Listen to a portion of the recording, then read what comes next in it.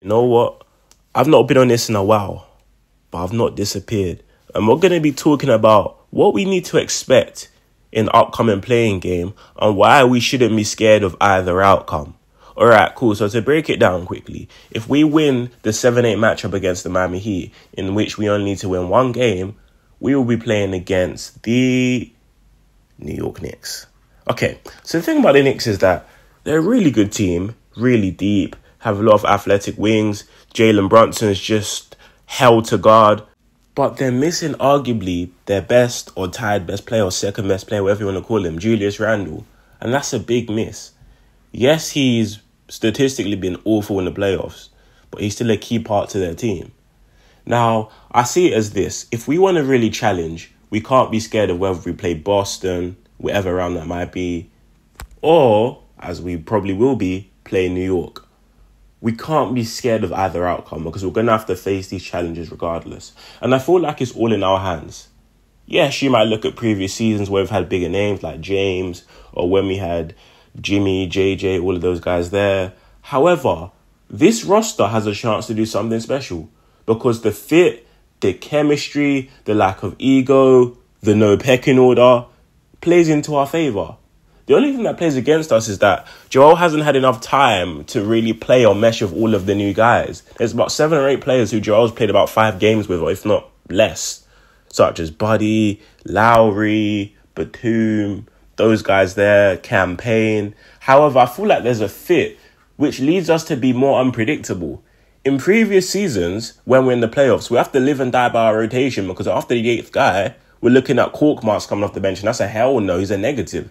Versus now, you have so many guys you can plug in that, okay, cool, maybe a lineup where Campaign's getting 2 minutes isn't working, slot in Kyle Lowry. Vice versa, let's see what Campaign can do. You know, I see Nick Nurse experiment with lineups such as Kyle Lowry, Campaign, and Buddy Hield. Let's say Buddy Hield's giving you nothing and you can't play Buddy. That's when you take him out and you plug in a guy like maybe Ricky Council for a little bit. Or, you know what I'm trying to say? So those are the kind of things. I don't expect DeAnthony to play at all because you can't really ramp a guy up in the playoffs, which is the playing tournament basically is. So I doubt he'll get too much tick. However, we have a lot of options to throw at different teams. So I feel like we're a lot more dynamic. And in the sense that you're surrounding Joel Embiid with shooters is what's going to be the key to this series. I'm saying series because I'm assuming we'll get past the Heat. But the key to us beating the Heat and the key in the Knicks series as well. I think the biggest taking point from the game against Brooklyn yesterday, which meant absolutely nothing, is Buddy Hield. Buddy, the entire game, in my opinion, was struggling. Then towards the end of the third quarter, he had like 9 points in a minute. 3 straight threes, hit a 3 to end the quarter. Because Buddy Hield can catch fire like that.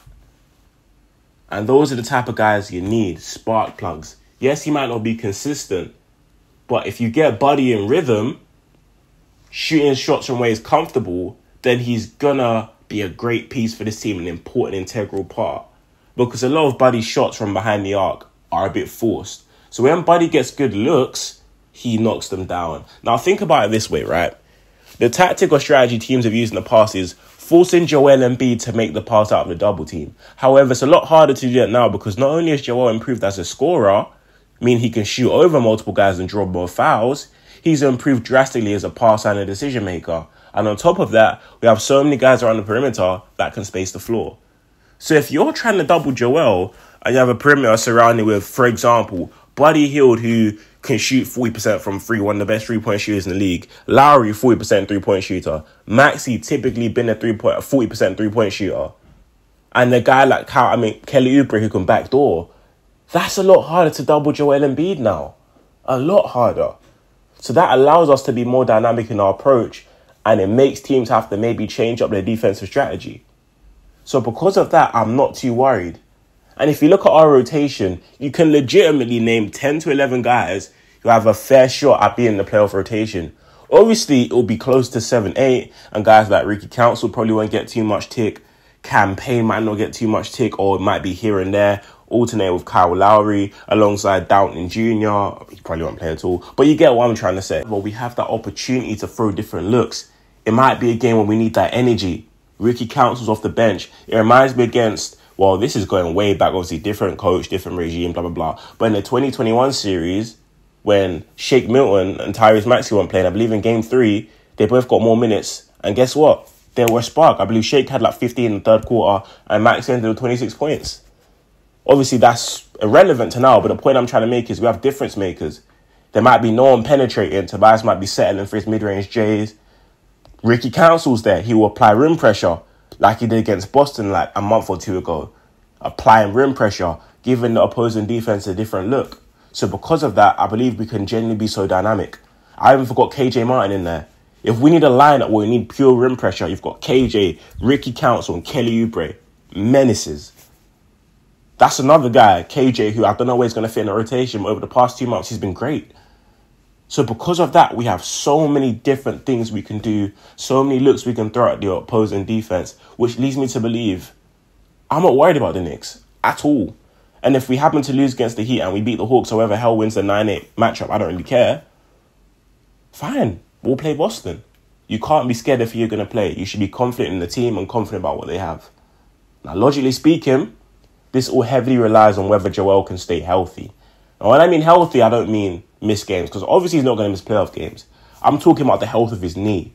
You've seen at times when he's been back, he's been grimacing, holding that left knee, landed awkwardly on it a couple times. So he's got to be careful. And no one's going to deliberately try to injure him. But they're deliberately going to try and force him left to force, when he's taking a layup, him having to land on that left foot. Put more pressure on that left foot. I believe that's the injured foot. If I'm getting it wrong, my bad, injured knee, sorry. So because of that, teams are going to kind of make him favour towards that leg. So he's got to be careful. And Nick Nurse has kind of got to see that and see what we can do to avoid Joel from potentially aggravating that. But apart from that, I'm confident. And I hope you guys are too. But obviously speaking, I feel like we can't play to the opponent. We've got to play to our own strengths and make them adjust to us and not the other way around. And that's how we'll, in my opinion, get far. And I'm very confident this season, surprisingly so. But we'll see where this takes us.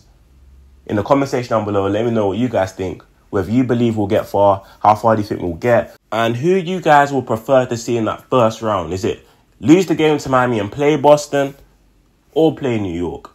Best case scenario would have been play the Bucks at the 2 seed, but they're frauds and they're now the 3 seed or something like that. But let me know in the comment section down below what you guys think, what outcome you guys want, and overall what you expect Nick Nurse to do.